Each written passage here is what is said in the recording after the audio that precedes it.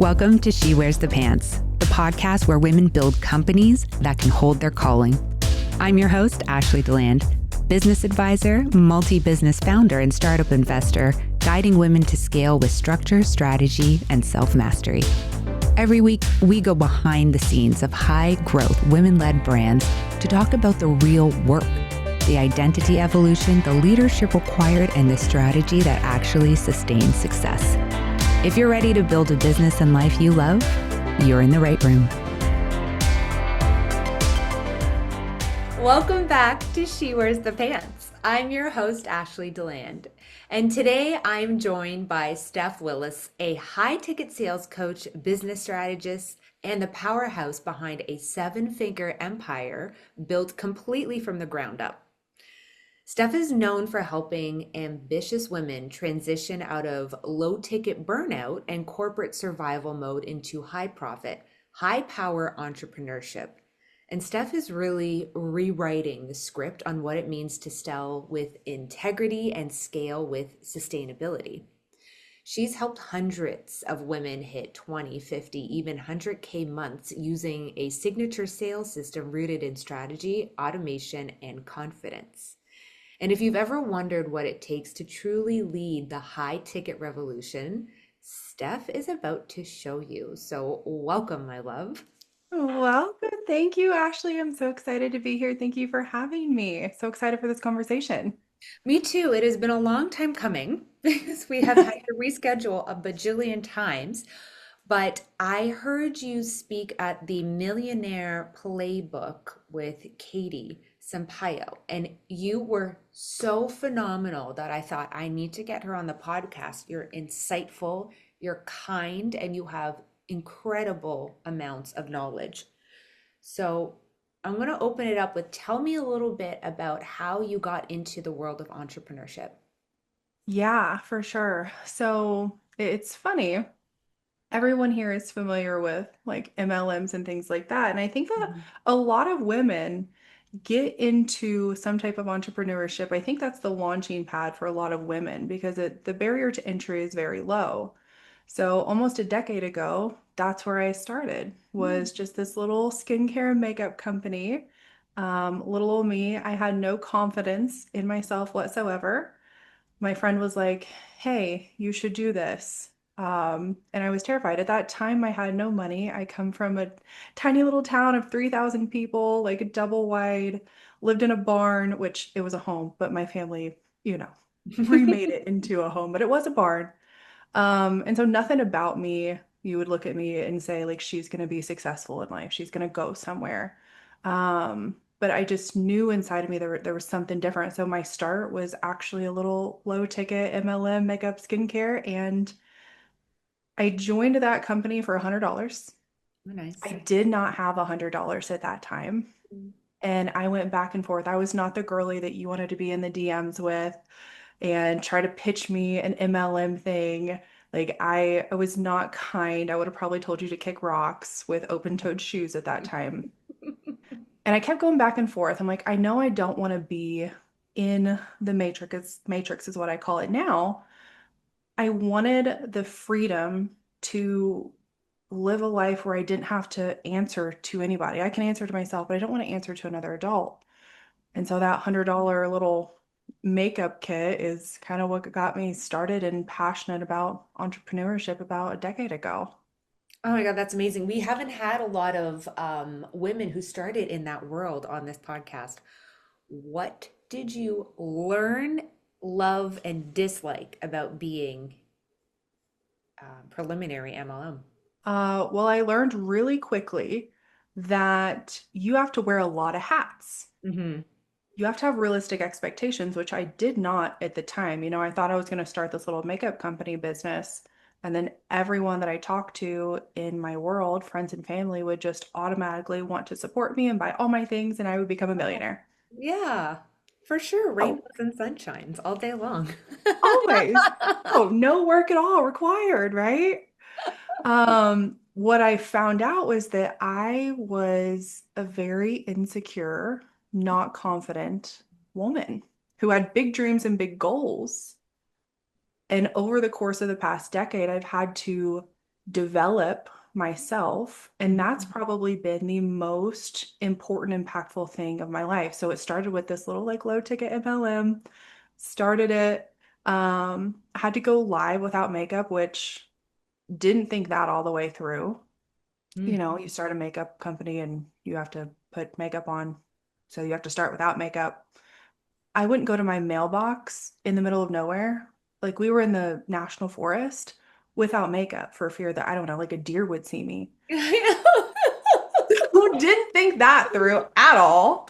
But it was the biggest blessing because in entrepreneurship, you get the opportunity to do so much work on yourself Yes. Mhm.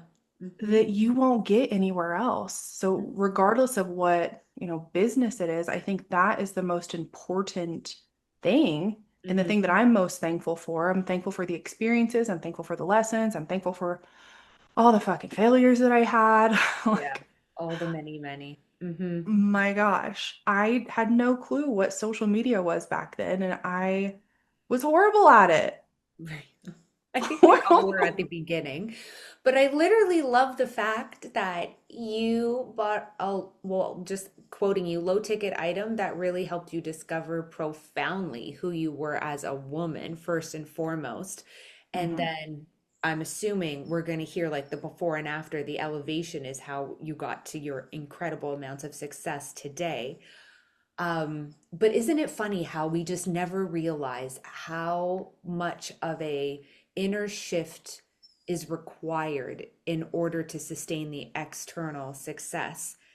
And to me, what I see doing this over a decade is that most of the time the companies are not failing because they're not successful. It's the men or the women who cannot hold the success, and the burnouts happen and bankruptcy happen because we give up, not the business. Mhm. And I think that's something that a lot of people don't talk about and don't realize, that this is not just building a business, you are building yourself. And it's very, oh, bumpy, and the failures come, and which we now know they're pivots, right? They're pivoting to the next thing. So Mhm. how did you transition from the MLM into where you are now? So in the high ticket space, I did the low ticket. I bounced around between companies, like three different ones. Never really seen any success. Maybe I would pay for like my product purchases because, I did love the products at the time. And it just never went anywhere. So Hmm. one thing I didn't do was blame the business model, the companies, or anybody else. I looked inwards. Yeah. And that's what got me here. However, prior to that, I went through a massive phase of burnout in my life where I completely detached myself from anything online, social media, building a business. And I had so much regret about that too, because at the time I had a team of a few hundred. Oh, And wow, that's a lot. I kind of, yeah, I Casually. kind of just, I had a few hundred. I kind of was just like, guys, I am not doing well up here. I Yeah. can't support you how I want to right Yeah. now, and I have to fix this so that Hmm. I can show up for you in the capacity that you deserve.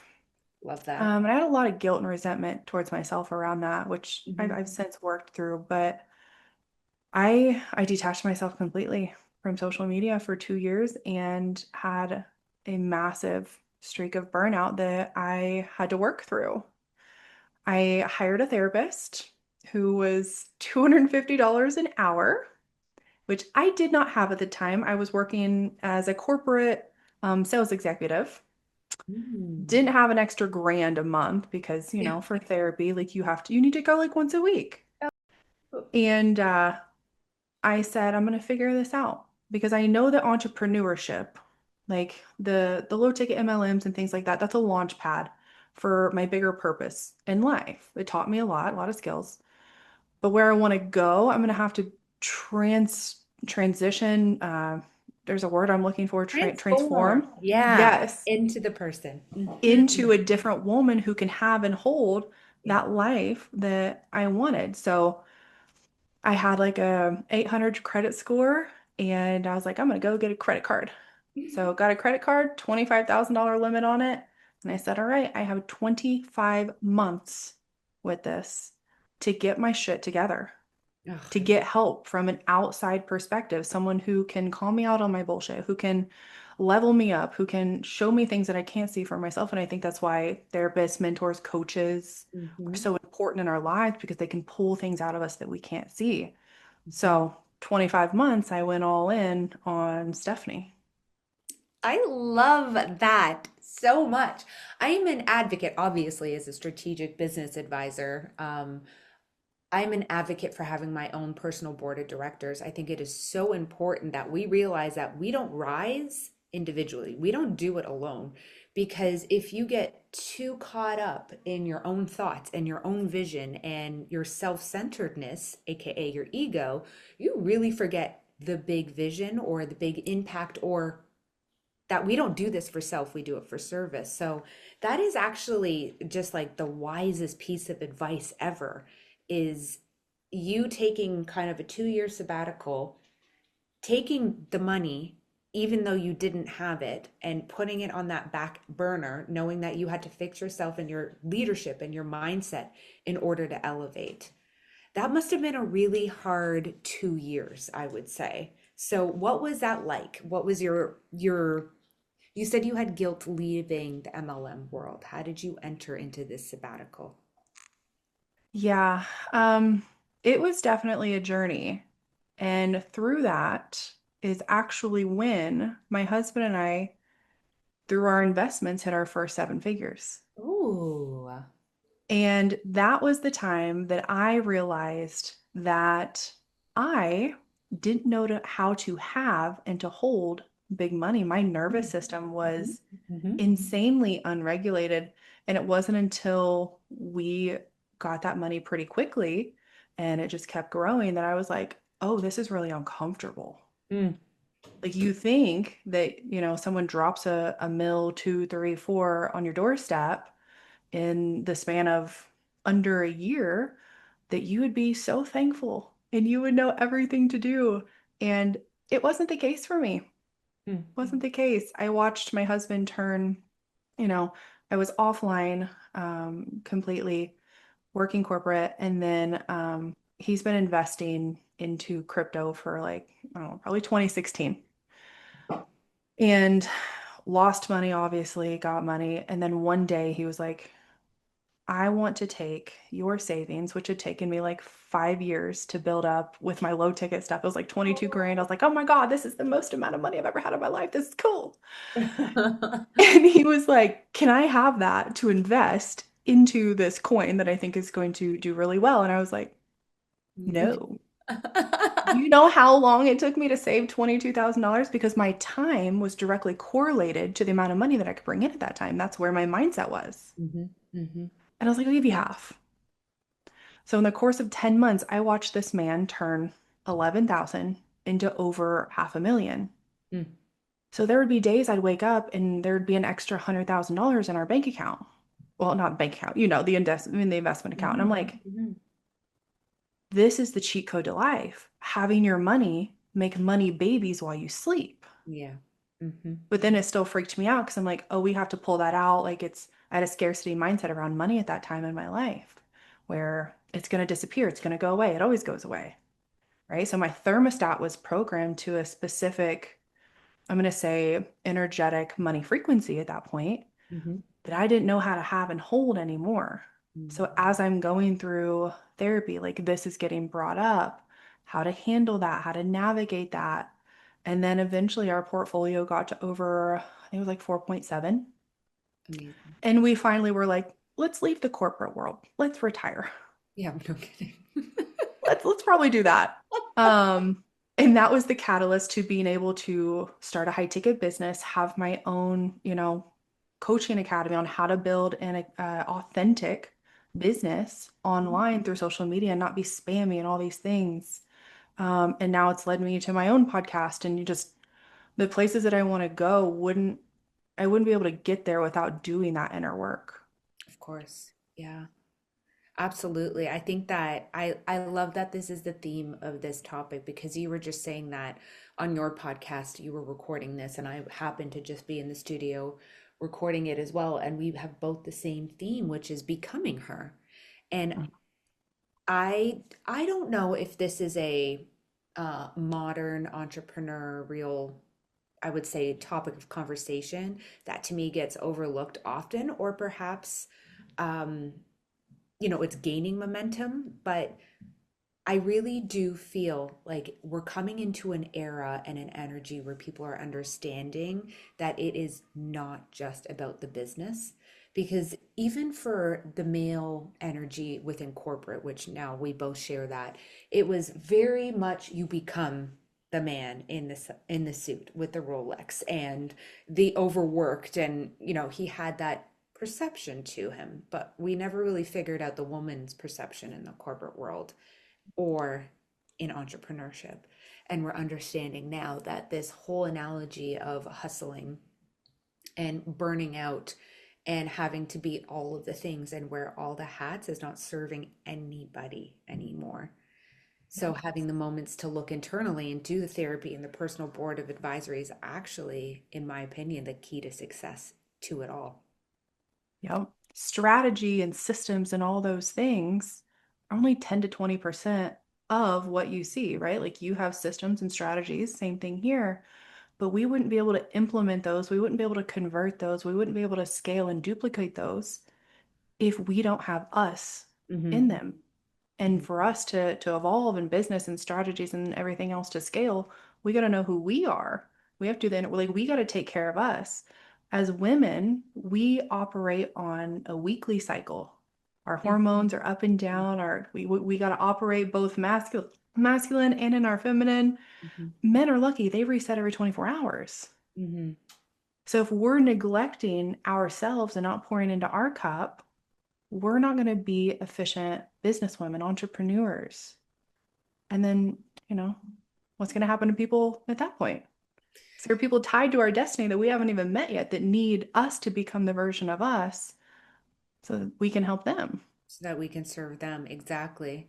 And I don't know about you, this is a really good leadway into talking about how we really do self-sabotage ourselves in so many ways and how we do not allow ourselves to dive deep into that possibility and potential because of, fear. And my opinion of this is that we live in self-centric worlds. So whether we're in a business that we own or we're in a title that holds a lot of power to us, we are actually waking up and going to bed thinking about ourselves every moment. Even if we're in service, even if we're like a mother, it's still like, what do I have to do? And where do I have to go? And what chores do I have to, et cetera. And it's all me. And, it's the cause of effect of a baby. We were born to be this way, to think about ourselves. However, it has gotten to a certain point where we have such a bird's eye view of our life that Mhm. we forget that exactly what you said. We are a part of destiny for somebody else. We just have to become that version in order to meet what that person needs from us. Yep. And it's hard. It's really fucking hard, honestly. The mindset work behind it is exhausting in itself. So, I've went on 2 trauma retreats in the past 12 months. oh, And girly, myself has been broken on these trips. One was in Miami, one was in Tulum, which is a feminine vortex. ooh, And just if no one out there listening has done a trauma retreat, I have not. I unpacked so many things that I didn't even know I needed unpacked in that week's time that I came back a different human being from that each Ooh. time. And I always said, like, I have this block, I got this block. I got to get out of this block. And I never had a block. I just had to go within Hmm. and be patient with myself because it takes time. And like you said, like, it's fucking hard work. Hmm. That's the hardest work. The strategies and the systems and the sales, and like, that's easy. Those are skill sets. You Hmm. teach that to a monkey. Yeah. It is I call it a mathematical equation. The skill set is good. It's a mathematical equation. This is why I've been so successful in my careers because it's a mathematical equation to get a business successful that I Mhm. just so happened to learn in business school and then corporate and hands-on. But you can't always train the person to hold the success properly. That's actually somewhat completely out of my hands. I can give you as much as we can, but then they have to take it, run. A trauma retreat. Is this like, Hmm. tell me a little bit about this. I've never heard about it before. Oh, they were amazing. So the one we went to in Tulum, like we had our phones, but we really weren't on our phones. There was some deep, like inner child wound work. Mm. There was somatic tapping. There was moving your body with different types of yoga. There was sound healing. We actually went into, and the name is escaping me right now, into a hut for a couple hours where it was a sauna. So it was a mud hut, close the door, they bring in volcanic rock, and you're so uncomfortable. It's so hot, you can't breathe. There were about 15 of us girls in there. A couple of them almost passed out. Like Yeah. it's hot. It is very uncomfortable. Ironically enough, though, that was the most at peace I had been, was in the most uncomfortable part of the week. Like I was able to fully go in and just be with myself and like, kind of talk to my inner child. Mm-hmm. Like, hey, it's okay. Mm-hmm. But there was a lot of intentional work, really nourishing foods, um, ice plunges, ice baths. Mm. This is very inner and outer work for your body. Oh my goodness. It must be why you have such a peaceful vibe to you, I must say. So, I mean, it feels energetically like you've done the work. So, oh, good. What is your passion? What's your purpose in life? I think my passion and purpose is helping the most amount of women I can. Like I have specific number goals. Get to that seven-figure mark, whatever that looks like. And for me, there's so much potential with helping people do that online, Mm. escaping the matrix, not having to work for somebody else. We're in this great equalizing part of history where the internet provides so many possibilities. A lot of people don't really know how to optimize it and leverage it to their benefit. Mm. So my purpose and my mission is just to really help women get to those seven-figure marks because when I did that, money just becomes a game at that point. It's not tied to your worth. It's not tied to anything. It's just it becomes a game at that point. You're like, all right, cool, let's put another zero over there, whatever. And then your impact gets greater. Mm-hmm. So Mm-hmm. helping women start, I mean, my big goal is, going over, I studied in Africa for about a month and a half, research on PTSD and depression. And my purpose and where I want to go is providing microloans or, angel investors type thing to women who want to start businesses, whatever it may be, who maybe lack the funds or maybe the education at the time in third world countries. So being able to be that for them. Hmm. That's a goal that we actually share, and I've never heard somebody else say that, which is crazy. Yeah. That was the purpose of me creating Business Mastery Academy certifications, which is a business coaching program exclusively for women. And it was to literally serve women in second and third world countries. Because I feel like as a Canadian and American in North America, we got it locked down. Like Hmm. everywhere we look, there are solutions to the problems that serve women, especially in the world of entrepreneurship. We're very progressive and it's wonderful. And I will Hmm. continue to help that momentum. But we are not speaking to the women who I feel need it. And as somebody that was a sliver away from never having the access to education proximity, I grew up very poor. Um, Hmm. my life could have been completely different. And I don't think that you need to have a silver spoon or even have income in order to tap into your own possibility and potential in this lifetime. So that's why I created BMA, and that's the basis as well to another very large, actually two, Unreserved, the book, where we brought 24 women together to talk about, yeah, rewriting the rules of business, and then another project that happens to look like a TV show. So I love that for you because I do feel like it is such an underserved network that again, not many people talk about. And Mhm. Um, Pre-seed angel investors are amongst my favorite. I literally love the look in their eyes when they are talking to you about that business, and you're just like, yes, get it, girl. Like, I will do everything to support you. Get it. Uh-huh. Amazing. That's crazy that we share that. I I know. always connected with you from that moment that we had our live with Katie. I was like, she's my girly. I love her. Oh, I yeah, that is true. That is true. We instantly got into the room with everybody and we were like, hey, hi, you, me, hi. That's wonderful. Are you a woman of faith? I'm more spiritual. Oh, I tell me grew about that. up I grew up going to a Christian school, Catholic church, and I since kind of transitioned out of religion per se. Hmm. But I believe in, I don't know, bigger powers. I see universe all the time. Yeah. You know, energetics, quantum physics, things Hmm. like that. I don't necessarily attribute it to, one white man, Yep. because there's Looking so many down on different you. there's so many different, like, why is, one right and one wrong? And I just think that there's an area for everyone to sit at the table because we're all saying the same thing. We're all, you know, leaving the same things, the same message, whatever you call it, it doesn't matter.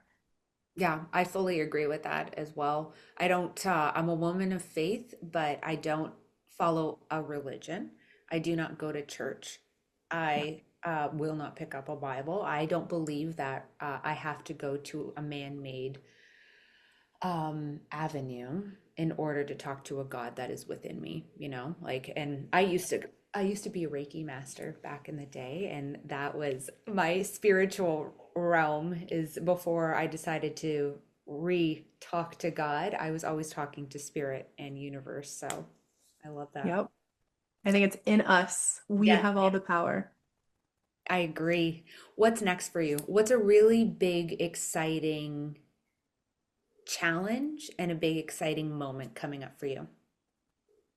I am working on, I just launched my podcast that I've put off for 2.5 years. But my next big thing that I am currently writing is my first book, and then I'm going to work on a separate academy for female entrepreneurs, business with nervous system regulation. Ooh, wow. Okay, So what's the name of the podcast? call her coach. Nice. Yep. Okay. We just launched our first official episode today. We did the trailer last week, and we'll Ah! have a new episode coming out every Tuesday. Oh my God, congratulations. That's huge. That is Thanks. so huge. And do you have the title of the book yet? I do, but I'm going to keep it secret. Okay. I can't wait to hear all about it. Oh my goodness. Steph, you are really just such a breath of fresh air, and you're really enjoyable to be energetically around. I love it when people do the work and then speak from that place because you are the testament of speaking from the scar and no longer the wound. That is literally who you are. And I really love it when women embody that healing as well. For those listening that want to learn more about you or the program that you're launching soon, where can they find you? They can find me on socials at Steph Sky, STEFSKYE. If they want to follow the podcast, it's callhercoachpodcast.com. That's where you can find the socials for it, resources, merch, all the things there. But if you search STEFSKYE anywhere, that's where you can follow me and hang out. Amazing. And you're quite active on there too. I think you have like one or two followers, maybe. Just a couple. That's all. Steph, you're a pleasure. Thank you so much for joining us today and for sharing your energy and your knowledge with us. I really appreciate it. Thank you so much, Ashley. I appreciate you so much. This was She Wears the Pants, where women rise into what they're meant to hold. If this episode moved you, changed you, or challenged you, send it to a woman you want to see rise. Make sure you're subscribed so you never miss an episode. And if you're ready for deeper strategy, identity expansion, and high-level support, you can find me on Instagram at Ashley Deland. Until next time, keep leading boldly, building intentionally, and becoming the woman your calling requires.